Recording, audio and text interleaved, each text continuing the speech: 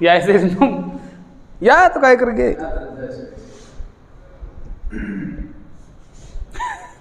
है वो जुगाड़।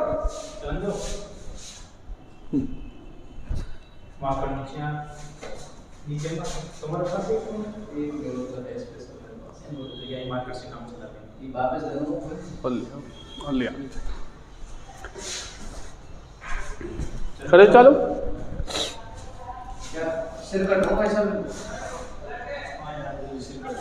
सही करो, दोबारा चालू होगी अभी, दोबारा चालू करो, इतने खाली ज़्यादा गई।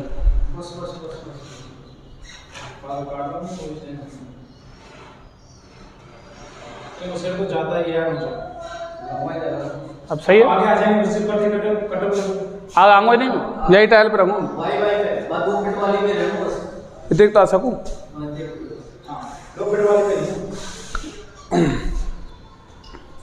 सबसे पहले तो बच्चों आप सभी को आज बसंत पंचमी की हार्दिक शुभकामनाएं। और ये मौसम ऐसा है बच्चों कि इसमें पढ़ाई के अंदर बहुत अधिक मन लगता है, क्योंकि ना तो इतनी सर्दी है और ना ही गर्मी है। तो अब आप ज़्यादा समय नहीं लूँगा, बस एक ही बात कहूँगा कि आप अपनी पढ़ाई पर ध्यान दें। इस मौसम में अच्छी पढ़ाई होती है और मन भी खुश रहता है। और आज हम पढ़ाएंगे आपको पॉलीसेकेराइड शर्करा का बचा हुआ शेष भाग। पॉलीसेकेराइड शर्करा, देखिए बच्चों, पॉलीसेकेराइड शर्करा के अंतर्गत एक तो आता है अपन का सेलुलोज,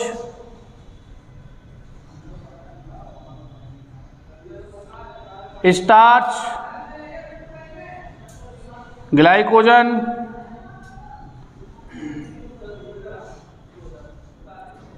और काइटिन।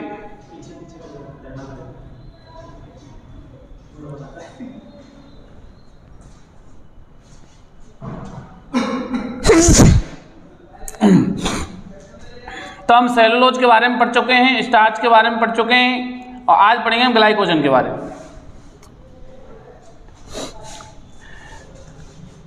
ग्लाइकोजन जो है, ग्लाइकोजन एक पॉलीसेकेराइड शर्करा है।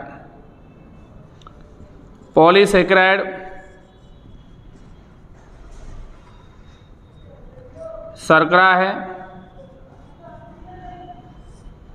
इसका पाचन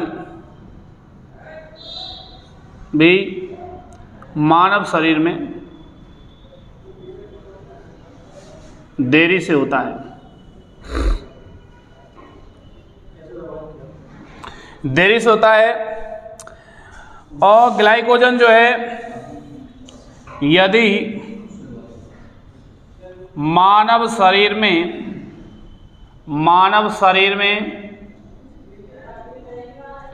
ग्लूकोज की मात्रा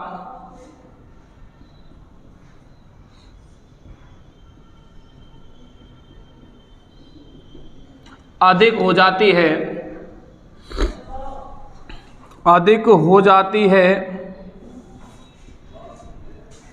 तो आपको बताई थी मेरे बच्चों, अग्नाशय ग्रंथि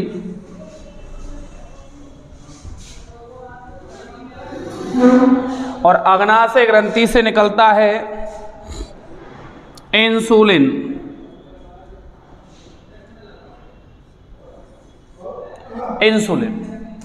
और इंसुलिन हार्मोन क्या करता है, ग्लूकोज को ग्लाइकोजन में बदलता है।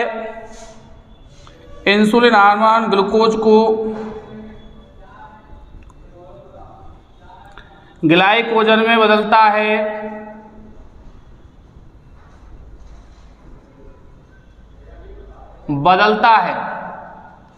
इंसुलिन जो हार्मोन होता है, ये ग्लूकोज को ग्लाइकोजन में बदलता है। ये है ग्लूकोज को ग्लाइकोजन में बदलता है और रक्त में ग्लूकोज की मात्रा को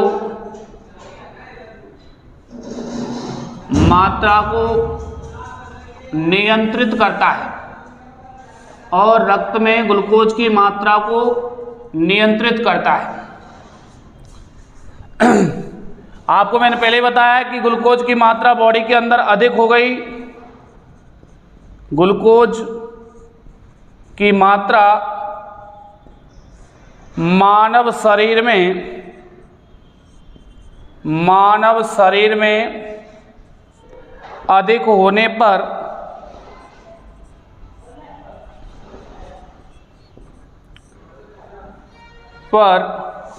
डायबिटीज या मधुमेह रोग हो जाता है, मधुमेह रोग हो जाता है। इसके उपचार के लिए इंसुलिन के इंजेक्शन लगाए जाते हैं और यहाँ पर जो इंसुलिन निकलता है वो अग्नाशय के अंदर पाए जाने वाली बीटा कोशिकाओं से निकलता है। मैंने आपको बताया कि अग्नाशय के अंदर 3 प्रकार की कोशिकाएं पाई जाती हैं, अल्फा, बीटा और गामा। यहाँ पर जो इंसुलिन निकलता है वो बीटा कोशिकाओं से निकलता है और ये रक्त के अंदर ग्लूकोज की मात्रा को निश्चित करता है, अर्थात ग्लूकोज को ग्लाइकोजन में बदलकर लीवर के अंदर स्टोर कर देता है। इसके बाद आती है ग्लाइकोजन, जो है ग्लाइकोजन को ग्लूकोज में बदलने का कार्य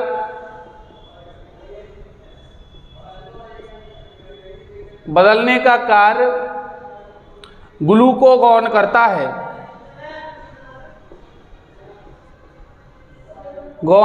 है, जो कि अल्फा कोशिकाओं से निकलता है, अल्फा कोशिकाओं से निकलता है, जो कि अल्फा कोशिकाओं से निकलता है। और जंतुओं के अंदर जो भोजन संचित रहता है वो ग्लाइकोजन के रूप में संचित रहता है। जंतुओं के अंदर भोजन ग्लाइकोजन के रूप में संचित रहता है। जंतुओं के अंदर जो भोजन होता है वो बच्चों ग्लाइकोजन के रूप में संचित रहता है। तो इस प्रकार से हमारे ग्लाइकोजन से संबंधित ये कुछ फैक्ट हैं। इसके बाद हम बात करते हैं काइटिन की।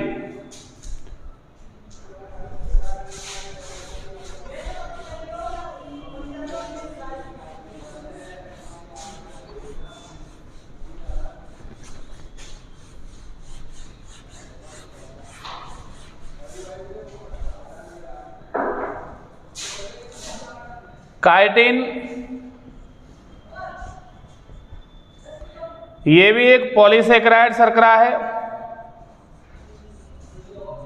पॉलीसेकेराइड शर्करा है। काइटिन पॉलीसेकेराइड शर्करा है। काइटिन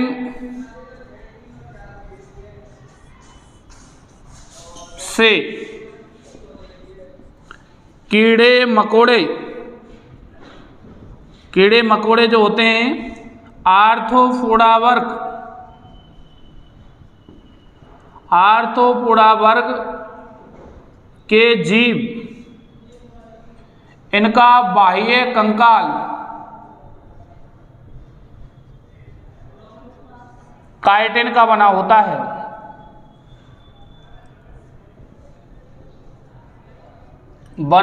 है।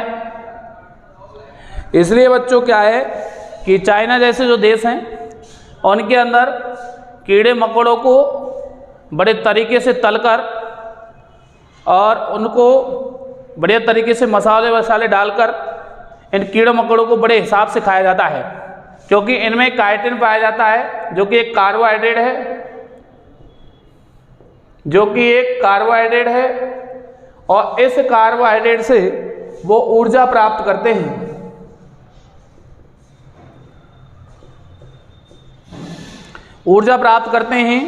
और कार्बोहाइड्रेट के 1 ग्राम से लगभग 4.1 से 4.3 कैलोरी ऊर्जा प्राप्त होती है।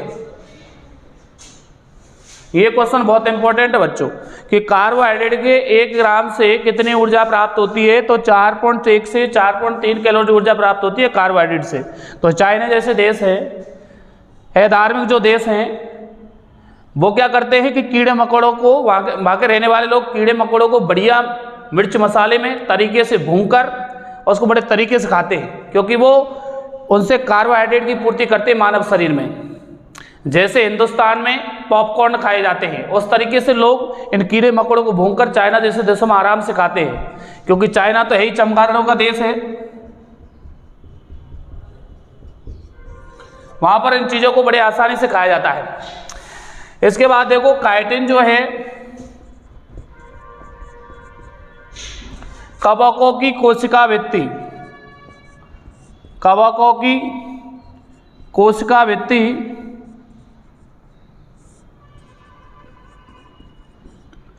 काइटिन की बनी होती है। कोशिका भित्ति काइटिन की बनी होती है। कवक जो होते हैं, फंगस जो होते हैं, वे क्या होते हैं, इनकी जो कोशिका भित्ति होती है वो काइटिन की बनी होती है। लेकिन जंतु कोशिकाओं में तो कोशिका भित्ति पाई नहीं जाती। पादप कोशिकाओं में जो कोशिका भित्ति होती है वो सेलुलोज की बनी होती है। पादप कोशिकाओं की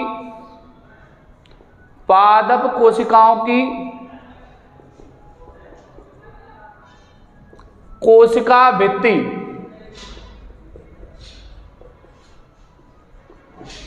पादप कोशिकाओं की कोशिका भित्ति सेलुलोज की बनी होती है।